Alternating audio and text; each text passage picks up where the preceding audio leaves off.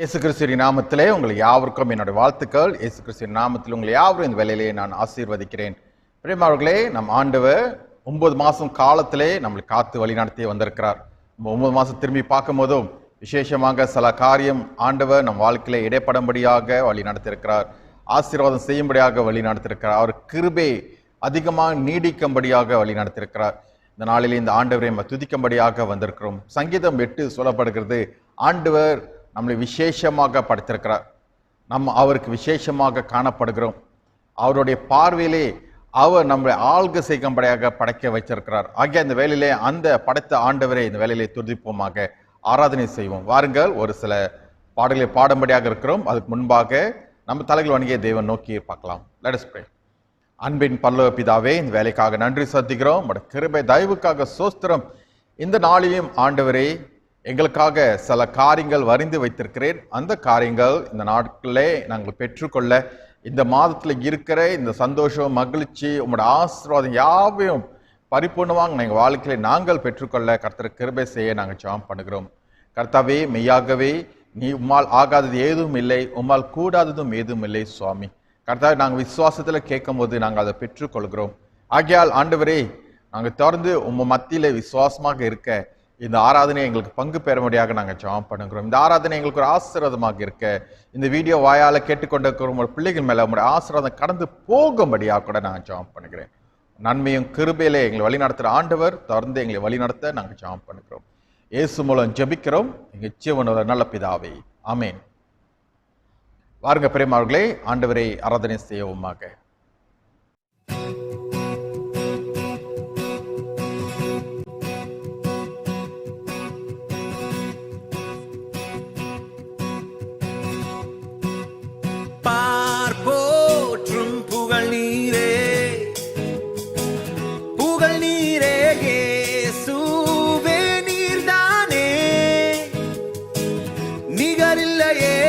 முழங்கால்கள் முழங்கிடுமே, நாவின்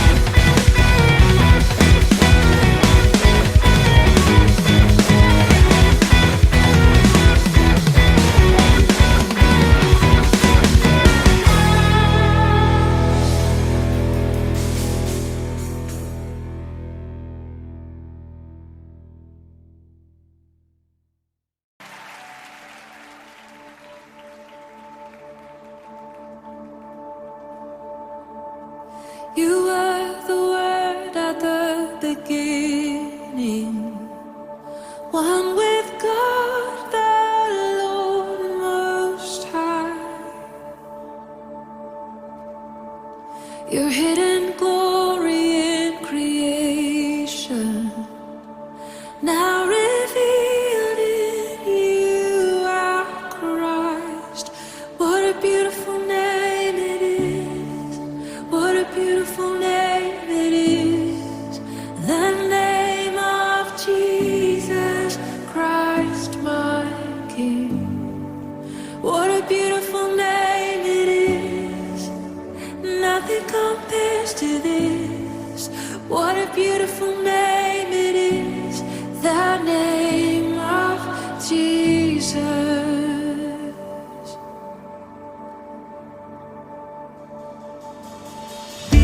You didn't want heaven without us.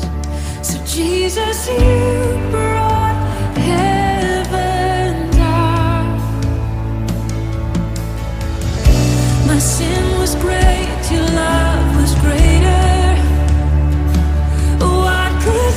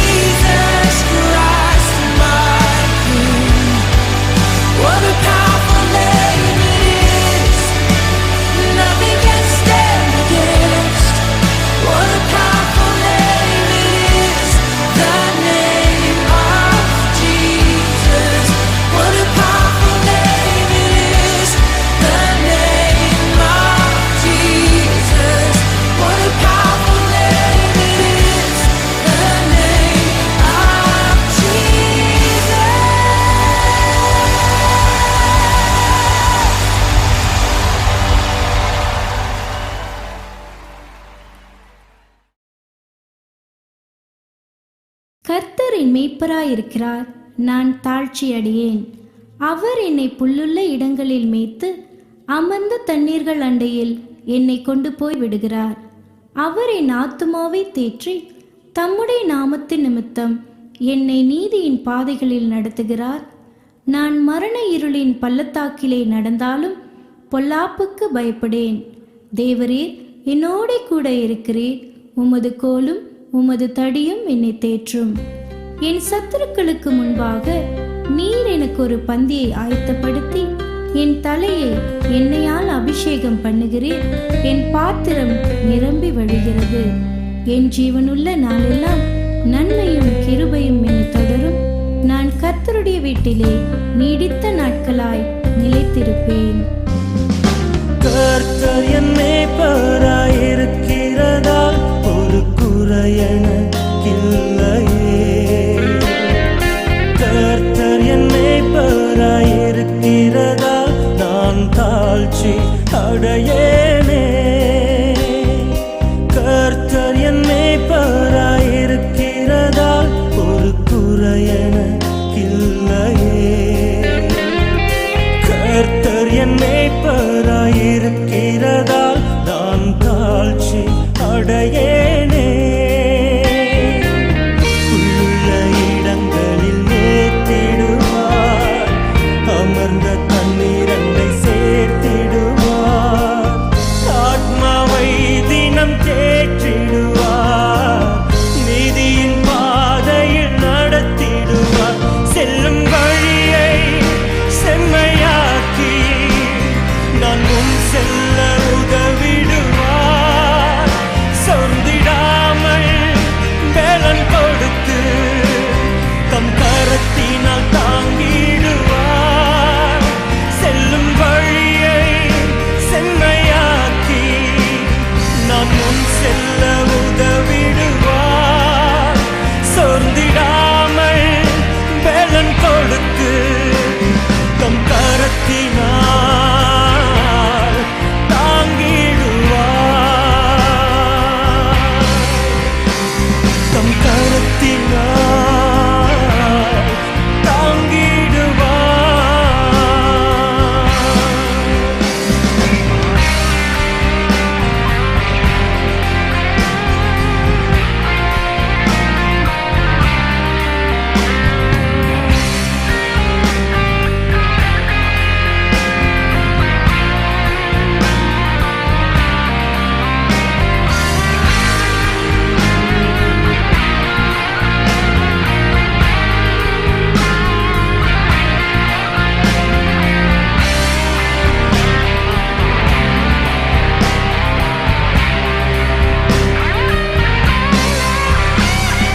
கர்த்தர் என் மேய்ப்பராயிருக்கிறதால் ஒரு குறையெனக்கில்லையே. கர்த்தர் என் மேய்ப்பராயிருக்கிறதால் நான் தாழ்ச்சி அடையேனே. கர்த்தர் என் மேய்ப்பராயிருக்கிறதால் ஒரு குறையெனக்கில்லையே. கர்த்தர் என் மேய்ப்பராயிருக்கிறதால் நான் தாழ்ச்சி அடையேனே. புல்லுள்ள இடங்களில் மேய்த்திடுவார், அமர்ந்த தண்ணீரண்டை சேர்த்திடுவார். ஆத்மாவை தினம் தேற்றிடுவார், நீதியின் பாதையில் நடத்திடுவார். செல்லும் வழியை செம்மையாக்கி நான் முன் செல்ல உதவி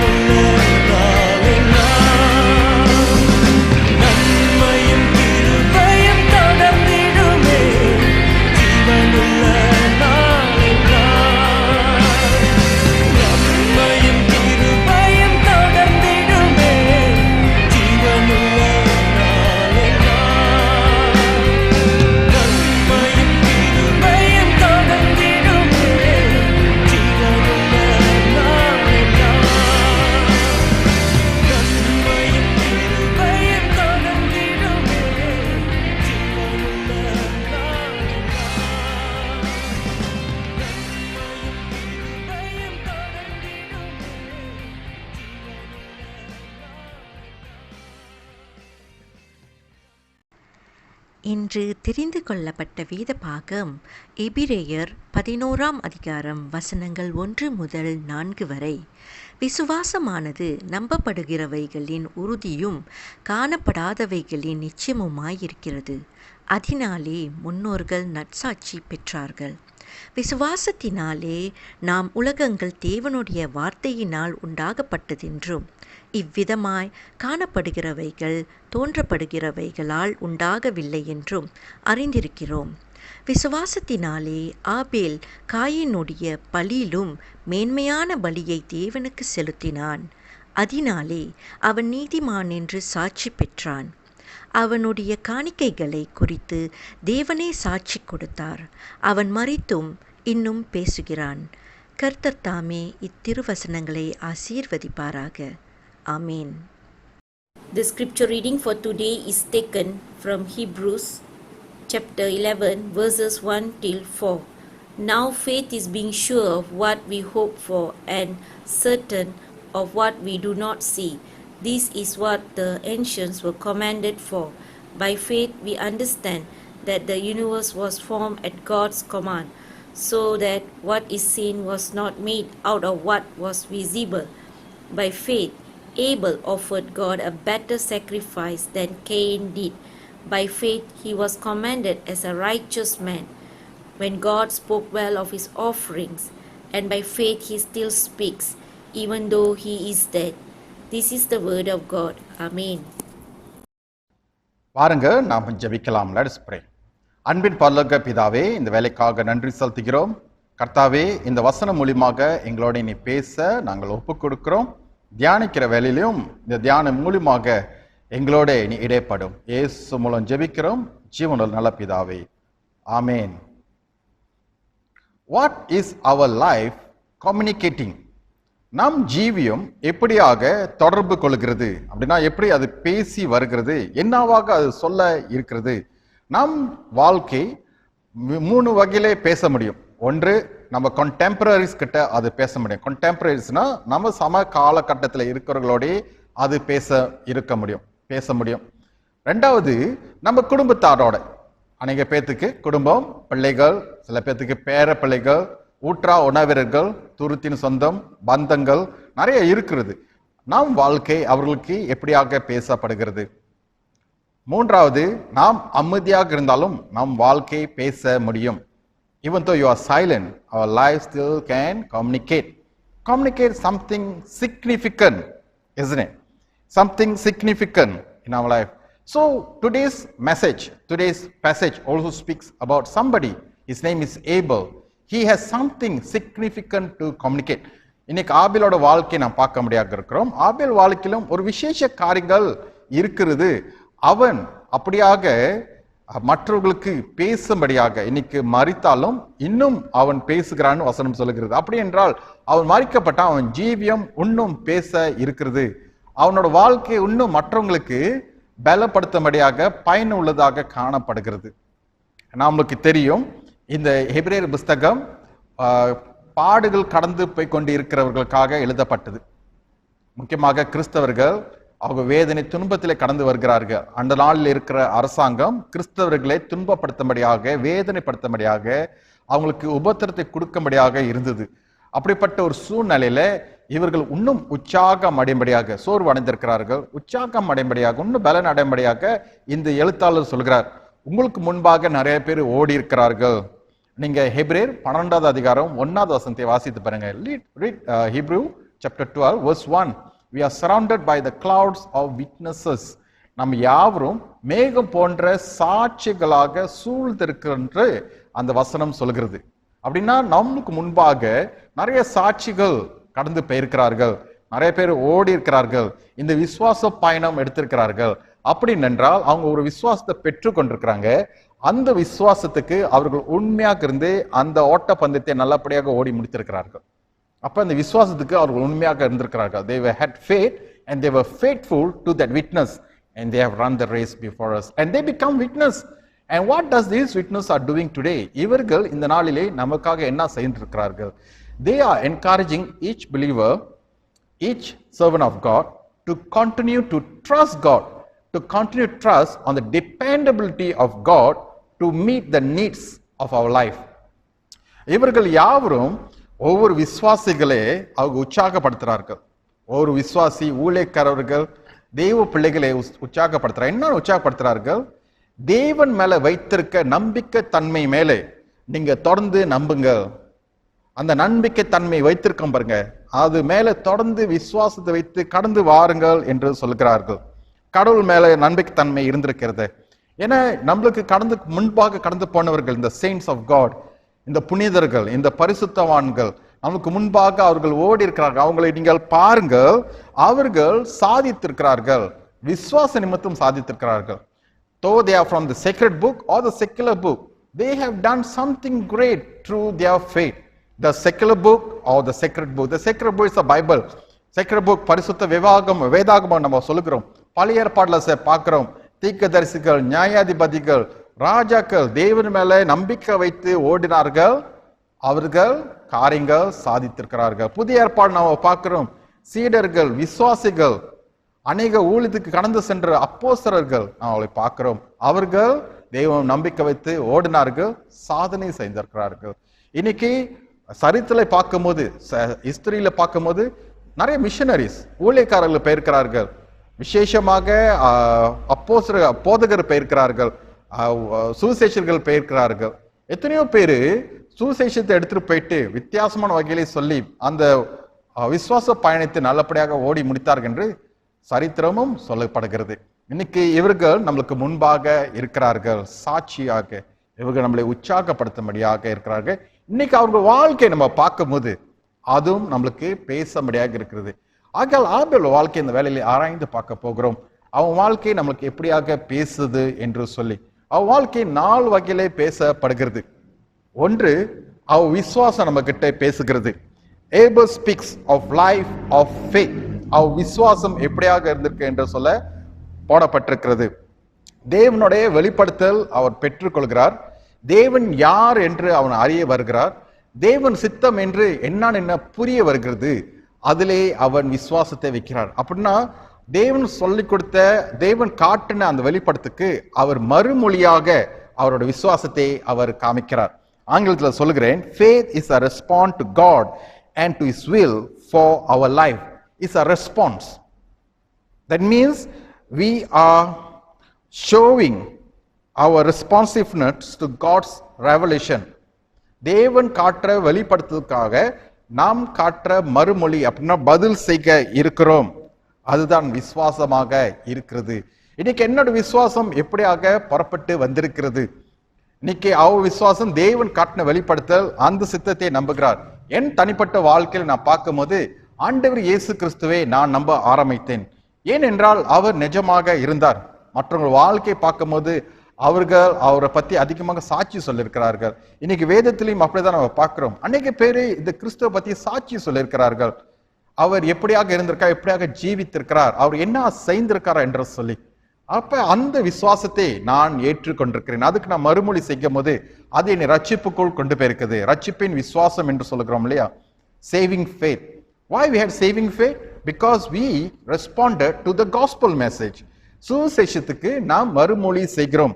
அப்போஸ்தலர் பவுல் இப்படி சொல்லுகிறார். 1 கொரிந்தியர் 15வது அதிகாரம் வசனம் 1-4 நீங்கள் வாசித்து பார்க்கலாம். அதிலே அவர் சொல்லுகிறார், நாங்க பிரசங்கிக்கிற காரியங்கள், அந்த சுவிசேஷம் ஆண்டவர் இயேசு கிறிஸ்துவை பத்தியாக இருக்கிறது. நீங்கள் அதை பெற்றுக்கொள்ளும் போது நீங்கள் அந்த இரட்சகரை பெற்றுக்கொள்கிறீர்கள். அப்புறம் விசுவாசம் நாம் பெற்றுக்கொள்கிறோம். ஏன்னா நாம் மறுமொழி செய்கிறோம் பாருங்க, அதை நாம் பெற்றுக்கொள்கிறதுனால அது எனக்கு நன்மையை கொண்டு வருகிறது, எனக்குள்ளே ஒரு விசுவாசத்தை கொண்டு வருகிறது. இது நல்ல செய்தியாக காணப்படுகிறது. அப்ப இன்னைக்கு சுவிசேஷமானது ஒரு ஆலோசனை காரியங்கள் மட்டும் இல்லைங்க, அதுக்கும் மேலாக இருக்கிற ஒரு காரியம். அதுக்கும் மேலாக இருக்கிற காரியம் என்ன காரியம்னா, இது ஒரு நல்ல செய்தி. ஆண்டவர் நான் பாவியாக இருக்கும் போது எனக்காக மரித்திருக்கிறார். நான் தவறு செய்திருக்கும் போது எனக்காக மரித்து அவருடைய அன்பை எனக்கு வெளிப்படுத்திருக்கிறார். It is about good news of God's love for sinners. இன்னைக்கு பாவின்ற வார்த்தையை பார்க்கும்போது அநேக பேர் நினைக்கிறாங்க கெட்டவர்கள் என்று இருக்கலாம். ஆனா வேதத்தின் பிரகாரம் பார்க்கும்போது தேவனுக்கு புறம்பாக செய்கிறவர்களாக காணப்படுகிறார்கள். தேவன் கட்டளை வைத்திருக்கிறார், அவர் ஒரு moral ஸ்டாண்டர்ட் கொடுக்கிறாரு, இன்ஸ்ட்ரக்ஷன்லாம் வைத்திருக்கிறார், வழிமுறைகள் வைத்திருக்கிறார். அது மீறவர்களால் பாவிகளாக இருக்கிறார்கள், தேவனோட மகிமையை இழந்தவர்களாக இருக்கிறாங்க. அவர் சொல்றார் விபச்சாரத்திலே ஈடுபடாதீர்கள் என்று சொல்லி. ஆனா இவர்கள் அதுலதான் ஈடுபடுகிறார்கள். சில பாதையில் அவர் கடந்து போக வேண்டாம்னு சொல்லுகிறாரு, அதுலதான் அவர்கள் கடந்து போகிறார்கள். அப்ப கீழ்ப்படிது இல்லாம அவங்க வாழ்க்கைக்கு ஆண்டோடைய சித்தத்தை ஏற்றுக்கொள்ளாம அவங்க சித்தத்தின் பிரகாரமா செய்து வாழ்வர்கள் தான் இந்த பாவத்திலே இருக்கிறவர்களாக காணப்படுகிறார்கள், பாவ சேத்துல கடந்து போறவர்களாக இருக்கிறார்கள். ஆனாலும் நல்ல செய்தி என்னன்னா, தேவன் அவர்களையும் நேசிக்கிறார் என்று போடப்பட்டிருக்கிறது. தேவன் அவங்களையும் நேசிக்கிறார். அப்படி என்றால் இன்னைக்கு அப்படிப்பட்ட நேசம் எனக்கு வந்திருக்கிறது. அப்ப இந்த நேசம் எனக்கு என்ன செய்திருக்குது? என்னைய புதிய பிறப்புக்குள் கொண்டு போகிறது. இந்த புதிய பிறப்புல இந்த ஸ்பிரிச்சுவல் பர்த்னு சொல்றோம், புதிய பிறப்புக்குள் நான் போகும்போது இந்த ஆண்டவரோட எனக்கு தொடர்பு வருகிறது. அவர் எனக்குள்ளே அன்பின் பரலோக பிதாவாக மாறுகிறார். இந்த பிதா எனக்குள்ளே வாசம் செய்யும்படியாக இருக்கிறார். ஆவியானவரை எனக்கு கொடுக்கிறார், நான் அவருக்குள் கடந்து போறேன். அப்ப எனக்குள்ள அந்த விசுவாசம் இன்னும் பெருகும்படியாக இருக்கிறது. இந்த விசுவாசம் எப்படி பெருகுது? ரோமர் 10:14 நீங்கள் வாசித்து பார்க்கலாம். ஆங்கிலத்தில் போட்டிருக்கிறது, faith come by hearing and hearing the word of God. கேள்விப்படுகிறனால விசுவாசம் பெருகிறது. என்னத்து கேள்விப்படுகிறோம்? தேவனோட வார்த்தை.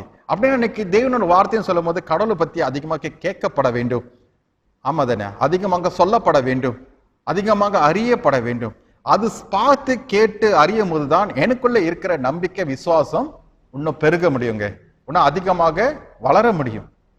அப்ப ஆண்டவர் எனக்கு கொடுக்கிற ஒரு அன்பு பரிசாக இது காணப்படுகிறது, எனக்குள்ள இருக்கிற இந்த விசுவாசம். அந்த வெளிப்படுத்தல் அவர் செய்கிறாரே, அவர் சித்தத்தை எனக்கு சொல்லி கொடுக்கிறாரே, அப்படி சொல்லும் போது நான் அதுக்கு மறுமொழி செய்தால் என்னோட விசுவாசம் பெருக முடியாது இருக்கு. ஸோ ஆபிலோட வாழ்க்கை என்ன பார்க்கிறோம்? ஆண்டவர் வெளிப்படுத்த செய்திருக்கிறாரு, அவன் விசுவாசம் பெருகிறதுக்கு அவன் மறுமொழி செய்கிறான். சில காரியம் அவன் செய்கிறத இந்த இடத்துல நம்ம பார்க்கலாம். அது 2வது காரியம் என்ன தெரியுங்களா? அவன் ஆராதனை செய்கிறது. Abel's life speaks of faith and worship. ஆராதனை செய்கிறதும் பேசப்படுகிறது. Genuine faith and real worship are inseparable. உண்மையான விசுவாசமும் நிஜமான ஆராதனையும் பிரிக்க முடியாத ஒரு காரியம். இன்னைக்கு நம்மளுக்கு அன்பு இருக்குன்னு சொல்கிறோம். If you have genuine love, உண்மையான அன்பு இருக்குன்னு சொன்னால் அது கண்டிப்பாக வெளிப்படுகிற ஒரு சூழ்நிலையை நம்மளுக்கு உண்டாக்கும். If you have a genuine love, somehow you'll find means of expressing it by itself, isn't it?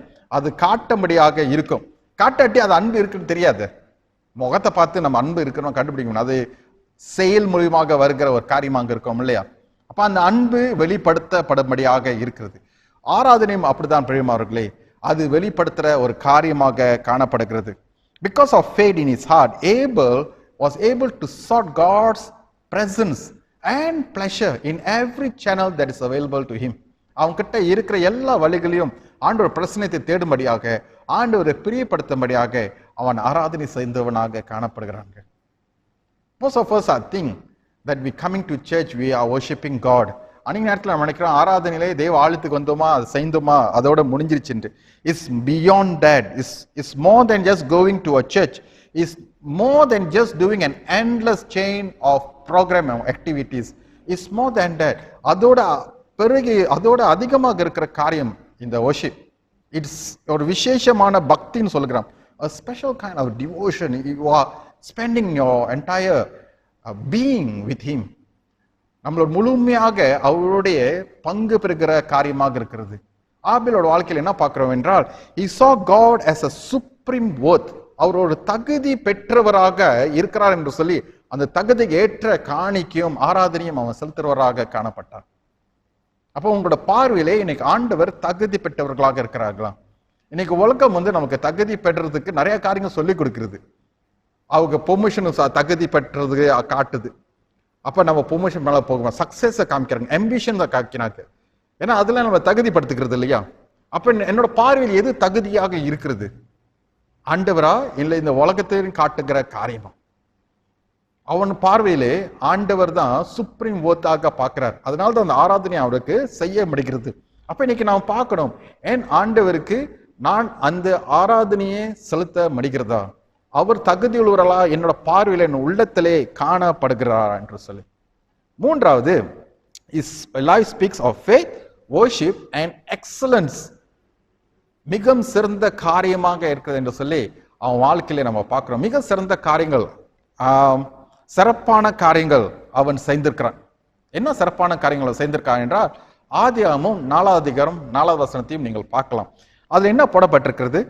ஆபேல் தன் மிருகத்துல முதல் குட்டி போட்ட பிறந்த அந்த ஃபர்ஸ்ட்லிங் என்று சொல்லப்படுகிற அந்த மிருகத்தை எடுத்து ஆண்டவருக்கு பலி செலுத்துறதுக்காக கொண்டு வந்திருக்கிறார். இன்னைக்கு வசனத்திலையும் அதை பார்க்கிறோம். ஆதியாகமத்தை நீங்கள் வாசித்து பார்த்தீங்க என்றால் அந்த வசனம் என்ன குறிக்குது என்றால், அவன்கிட்ட பல முறையாக ஆடுகள் இருக்கிறது, அதெல்லாம் குட்டி போட்டிருக்குது. ஆனா அதுலயும் எது சிறந்ததாக பெஸ்ட் ஆஃப் த பெஸ்ட் அப்படின்னு எடுத்து கொண்டு வந்து இந்த ஆண்டவருக்கு பலி செலுத்தும்படியாக, காணிக்கை கொடுக்கும்படியாக அவன் இருக்கிறான். He was being possessed so many beasts, yet he brought the best of the best as an offering to the Lord. Now I want to contrast a little bit, bring forward. If you look at the book of Malachi, மலாக்காய் புஸ்தகத்தை நீங்கள் வாசித்து பாருங்கள். மலாக்காய் புஸ்தகத்துல அந்த மலாக்காய் தீர்க்கதரிசி ஜனங்களை ஏசுறார். அவங்க காணிக்கை கொண்டு வராங்க. காணிக்கை கொண்டு வர காணிக்கை வருத்தப்படுகிற காணிக்கையாக காணப்படுகிறது. அவங்க கொண்டு வந்த மிருகங்களும் மார்க்கெட்ல விற்பாங்களான்னு கூட தெரியல. அப்படிப்பட்ட ஒரு சூழ்நிலையில அது இருக்கிறது.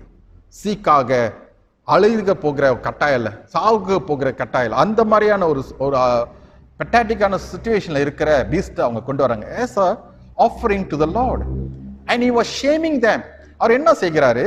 இந்த காணிக்கலாம் நீங்க பர்ஷியர் அதிபதி கிட்ட கொண்டு போய் கொடுங்க சொல்றாங்க. பர்ஷியன் ரூலர்ஸ், ஏன்னா அந்த டைம்ல அவங்க இருக்கிறாங்க. அவங்ககிட்ட அவர் என்ன சொல்ல வருகிறாருன்னா, அவங்களை அவமானப்படுத்துகிறார். அவங்களாம் ஏத்துக்குவாங்களா? அந்த அதிபதிகளாம் ஏத்துக்குவாங்களா? அந்த ரூலர்ஸ் ஏற்றுக்கொள்ள முடியுமா? ஏற்றுக்கொள்ள மாட்டாங்க. அப்ப எப்படி ஆண்டவர் கிட்ட கொண்டு வர? Is trying to shame them because of the emptiness and the cheapness of what they were offering to God. கடவுளுக்கு கொடுக்கிற அந்த ஆஃபரிங்கை பார்த்து அவர் அப்படியாக சொல்லும்படியாக இருக்கிறார், அவங்களை அவமானப்படுத்தும்படியாக இருக்கிறார். நீங்க சிந்தித்து பாருங்கள். அப்படி என்றால் இன்னைக்கு ஆபேல் கொண்டு வந்த காணிக்கை எப்படிப்பட்ட காணிக்கையாக இருக்கிறது? ஆபேல் கொண்ட காணிக்கை ஒரு சிந்திக்கக்கூடிய ஒரு காணிக்கையாக காணப்பட்டது. அவன் அதிகமாக சிந்தித்து கொடுத்தவனாக காணப்படுகிறார். Abel gave a thought to what he is offering to God. He thought through, எது சரியான காரியங்கள், உயர்ந்தமான காரியங்களா இருக்கும். He brought into his heart to the deep sense to see whether what I'm giving had a weight to it. அதுக்கு ஒரு கணம் இருக்கிறதா ஆண்டவர்கிட்ட கொடுக்கிறேன் என்று சொல்லி அதை அவன் கொடுத்திருக்கான். So he came to offer a more excellent sacrifice compared to his brother Cain. கானாவின் பாக்கிலும் அவன் கொடுத்த காணிக்கை சிறந்த காணிக்கைன்னு வேதம் சொல்லுகிறதுங்க. அப்ப அவன் கொடுத்தது இட் வாஸ் மோர் எக்ஸலன்ட், சிறப்பான காரியமாக இருக்கிறது. So he was not thoughtless or careless about what he was offered to God. கடவுள்கிட்ட கொடுத்ததிலே அவன் சிந்திக்காம அறியாமே கொடுக்கவில்லை, ஏதோ தானமாக கொடுக்கவில்லைங்க. அவர் அதிகமாக சிந்தித்து கொடுத்திருக்காங்க. So Abel's worship was not subject to moods or impulses. ஒரு துடிப்புல செய்கிற ஒரு காரியம் இல்லை. நிதானமாக சிந்தித்து ஆண்டவருக்கு ஆழமாக இருக்கிற கனமாக இருக்கிற ஒரு ஆஃபரிங் அவர் கொடுத்திருக்கிறார். And secondly, also must remember, he did not seek a cheap, inexpensive bargain way to gain favor from God. ஆண்டவர்கிட்ட ஒரு ஃபேவர், ஒரு தயவு பெற்றுக்கொள்கிறதுக்கு ஏதோ தானமாக செஞ்சு இந்த ஆசீர்வாதம் பெற்றுக்கொள்ளலாம், இந்த தயவு பெற்றுக்கொள்ளலாம்னு சொல்லி அங்க செய்யலங்க. அவர் கொஞ்சம் கவனமாக தேவ பயத்தோடு செஞ்ச ஒரு காரியமாக இருக்கிறது. You know, in the Bible, David did the same thing. You look at 2 Samuel verse 24, chapter 24 verse 24. 2 Samuel 24 அதிகாரம் 24வது வசனம் வாசித்து பார்க்கலாம். தாவீதும் அதே போல ஒரு காரியம் செய்கிறார். He said, I cannot give God which not cost me nothing. என்னை பாதிக்க இல்லாத ஒரு காணிக்கையை நான் கொடுக்க முடியாது. என்னை பாதிக்கணும், அதை பிஞ்ச் பண்ணணும், அதுதான் நான் கொடுத்த காணிக்கையாக இருக்கும் அப்படின்ட்டு அவர் ஃபீல் பண்றார். So Abel's sacrifice was a deliberate and purposeful act of worship. அவர் கொடுத்தது ஒரு நோக்கத்தோட, சரியான நோக்கத்தோட கொடுத்த ஒரு காணிக்கையாக காணப்படுகிறது. 4வது காரியம், the fourth one, Abel speaks of divine approval. ஆபேல் ஆண்டவருக்கு அவனோட வாழ்க்கையை ஆண்டவரால் அங்கீகரித்த வாழ்க்கை என்று இங்க பார்க்கலாம். எப்படி என்றால் அவன் கொடுத்த காரியம் ஆண்டவர் ஏற்றுக்கொண்டு அங்கீகரிக்கிறார். If you look at the verse, Hebrew chapter 11 verse 4, he speaks of divine approval, divine acceptance on his offering, isn't it? இன்னைக்கு நம்மளுக்கு வாழ்க்கையில் அதை நம்மளுக்கு ஆசைப்படுகிறோம். நம்ம செய்கிற காரியம், நம்ம கொடுக்கிற காரியம் ஆண்டவர் ஏற்றுக்கொள்வார். ஆண்டவர் அதை அங்கீகரிப்பார். நம்ம கொண்டு வந்த காணிக்கை ஆண்டவர் அதை அங்கீகரித்து ஆண்டவர் அதை ஏற்றுக்கொள்வார். நம்ம வாழ்கிற ஜீவியத்தில் ஆண்டவர் ஏற்றுக்கொள்வார், அங்கீகரிப்பார் என்று சொல்லி நம்ம அதுதான் விரும்புகிற ஒரு காரியமாக இருக்கிறது. That is what we all desire. Okay, that is what we all wanted, isn't it? An approval from God, an applause from him. அவர்கிட்ட இருந்து கை தட்டு வேணும் சொல்லி நாம் எதிர்பார்க்கிற ஒரு காரியமா இருக்கு. இங்க நம்ம அதை பார்க்கலாங்க. ஆபேல் அப்படியாக செய்தார், காயின் அப்படியாக செய்யல. Cain speaks of not acceptance. அவருடைய காணிக்கை ஏற்றுக்கொள்ள முடியாத ஒரு சூழ்நிலை இருக்குது, தேவனால் அங்கீகரிக்கப்படவில்லை. If you want to put it in a right word, he was rejected. மறுதளிக்கப்பட்டார் என்று போடப்பட்டிருக்கிறதுங்க. He could not accept. It was a divine rejection. But Abel was accepted. Abelோட offering was accepted. அவனோட காணிக்கை ஏற்றுக்கொண்டதாக காணப்படுகிறது. It was accepted by the living God. ஆண்டவரால் ஏற்றப்பட்டிருக்கு. அப்ப காயினோட ஏன் ஏற்றுக்கொள்ளவில்லை? அப்பனா coin கொடுத்த காரியங்கள் அவன் நோக்கம் சரியில்லை. The motive behind Cain's offering was wrong. அவர் கொடுத்த காணிக்கைக்கு நோக்கம் சரியாக இல்லாமல் இருந்திருக்கிறது. அவர் விசுவாசத்திலே அதை கொண்டு வந்து கொடுக்காம இருந்திருக்கார். உண்மையான விசுவாசத்திலே கொண்டு வந்து கொடுக்காம, he did not offer in faith. His sacrifice was not a response to God's revelation, isn't it? ஆண்டவர் கொடுத்த வெளிப்படுத்தல், ஆண்டவர் யார் என்று காமித்து கூட அவன் அது சரியான வெளிப்படுத்தல் இல்லாம செய்திருக்கிறார் என்று சொல்லி பார்க்கலாம். So today we also need to find out how am I worshiping God? How am I giving to God? எனக்கு ஆண்டவரை எப்படி நான் ஆராதிக்கிறேன், ஆண்டவருக்கு எப்படி நான் கொடுக்கிறேன்னு சொல்லி நம்ம இந்த வேலையிலே பார்க்கணுங்க. Thoughtless and careless worship surely cannot receive a divine approval. ஒரு சிந்திக்கலாமல், ஒரு கேர்ஃபுல் இல்லாமல் நீங்கள் இந்த காணிக்கையோ ஆராதனையோ தேவனுக்கு படைக்கும் போது ஆண்டரா அதை அங்கீகரிக்கிறதே நாம் பார்க்க முடியாதுங்க. இது காயினோட வாழ்க்கையிலே நம்ம பார்க்குற ஒரு பெரிய காரியமாக இருக்கிறது. நம்ம கொடுக்கும் போது கூட ஆண்டவர் அது அங்கீகரிக்கிற காரியமா என்று சொல்லி பார்க்க வேண்டும். நீங்க இயேசு சொன்ன ஒரு வார்த்தையை இந்த வேலையிலே கொண்டு வர ஆசைப்படுகிறேன். மத்தேயு 6 அதிகாரம் வசனம் 1-3 நீங்கள் வாசிக்கலாம். மத்தேயு 6 அதிகாரம் வசனம் 1-3. அப்ப இன்னைக்கு நம்ம செய்கிற காரியம் ஆண்டவரோட பார்வையில் பார்க்கறதுக்கு தான் பெரிய முக்கியமான காரியமாக காணப்படுகிறது. ஏன்னா அவர்கிட்ட தான் நமக்கு அங்கீகாரம் தேவை, அவர்கிட்ட தான் அந்த புகழ் தேவை, அவர்கிட்ட தான் அந்த கைத்தட்டு தேவை. அப்ப நீங்க நான் செய்கிற காரியங்கள் நான் மனுஷன் கைத்தட்டு பெற்றுக்கொள்கிறதுக்காக, அவங்களோட வார்த்தையை மேன்மையை பாராட்டுற வார்த்தையை கேட்டுக்கொள்கிறதுக்காக, அவங்க அங்கீகரிப்பு பெற்றுக்கொள்றதுக்காக செய்கிறேனா என்று சொல்லி நான் பார்க்க வேண்டுங்க. This is word of Jesus. அப்ப நம்ம கொடுக்கறதுல கூட பாருங்க, நம்ம உள்ளம் நம்மளோட சிந்தனை எப்படி இருக்குன்ட்டு இயேசு ஆராய்ந்து பார்க்க வைக்கிறார். அப்ப இன்னைக்கு நான் பார்க்குற இந்த 4 காரியம் என்ன சொல்லுகிறது? அவனுக்கு ஒரு விசுவாசம் இருக்குது, அந்த விசுவாசம் அவன் வாழ்க்கையில மறுமொழியாக செய்த ஒரு காரியமாக பார்க்கிறோம். அவன் விசுவாசத்தை காமிக்கிறாரு, அவருடைய ஆராதனையை அவர் காமிக்கிறாரு, அவருடைய சிறப்பா செய்கிற காரியங்கள் அவன் வாழ்க்கையில நம்ம பார்க்க முடிகிறது. தேவனால் அங்கீகரிக்கிற ஒரு காணிக்கையை நம்ம பார்க்க முடிகிறது. இப்ப ஆண்டவர் நாம் வாழ்க்கை பார்க்கும் போது நாம் எப்படி அவருக்கு மறுமொழி செய்திருக்கிறோம்? இன்னைக்கு என் வாழ்க்கையில ஆண்டவருக்காக அந்த விசுவாச பயணத்திலே நான் கடந்து வரும்போது என்னோட வாழ்க்கை அந்த விசுவாசத்தை காமிக்கிறதா? இந்த விசுவாச பயணத்துல வரும்போது இந்த ஆண்டவரோட வெளிப்படுத்திற்கு நான் மறுமொழியாக அவரை எப்படி நான் ஆராதனை செய்கிறேன் என்று சொல்லி காமிக்கிறதா? அவருக்காக நான் சிறப்பான காரியங்கள் கொடுக்கிறேன் என்று சொல்லி காமிக்கிறதா? நான் செய்கிற காரியங்கள் யாவரும் தேவனால் அங்கீகரிக்கப்படுகிறதா? இதை நம்ம சத்த யோசனை பண்ண வேண்டும் பிரியமானங்களே. In faith we need to respond to God and we need to offer as an act of worship, an act of faith. விசுவாசத்திலையும் ஆராதனையிலும் நம்ம செய்வர்களா இருக்கிறோம் வேண்டுமா? Give your best if you want to experience his best. ஒரு எழுத்தாளர் இப்படியாக சொல்கிறார், நீங்கள் உங்களோட சிறந்ததை கொடுங்கள், அப்பொழுது அவருடைய சிறந்ததை உங்க வாழ்க்கையிலே நீங்கள் அனுபவிப்பீர்கள். Therefore you must trust God with all that you are and all that you have. ஆகிய நம்ம கிட்ட இருக்கிறது யாவரும் வைத்து ஆண்டவர்கிட்ட கொடுத்து நம்ம நம்ப வேண்டுங்க. அப்பொழுதுதான் ஆண்டவர் அவர்கிட்ட இருக்கிறது யாவரும் நம்ம கிட்ட கொடுத்து ஆசீர்வாதம் செய்கிறவராக இருப்பார். ஆபேல் ஆசீர்வதித்தார், உங்களையும் கண்டிப்பாக ஆசீர்வதிப்பார் அந்த விசுவாச பயணத்தை நீங்கள் செய்யும் போது. வாருங்க நம் தலைகளை வணங்கி தேவன் நோக்கி பார்க்கலாம். Let us pray. அன்பின் பரலோக பிதாவே, இந்த வேலைக்காக நன்றி செலுத்துகிறோம். உம்முடைய கிருபைக்காக சோஸ்திரம். நீ நல்லவர் வல்லவர். இந்த வேலையிலும் இந்த விசுவாச பயணத்தை நாங்கள் நல்லபடியாக நடந்து வருகிறதுக்கு கர்த்தர் எங்களுக்கு கிருபை செய்வீராக. இயேசு மூலம் ஜெபிக்கிறோம் ஜீவன நல்ல பிதாவே. ஆமென். Dear friends, this is a special announcement. An information is flashed on the screen for online banking.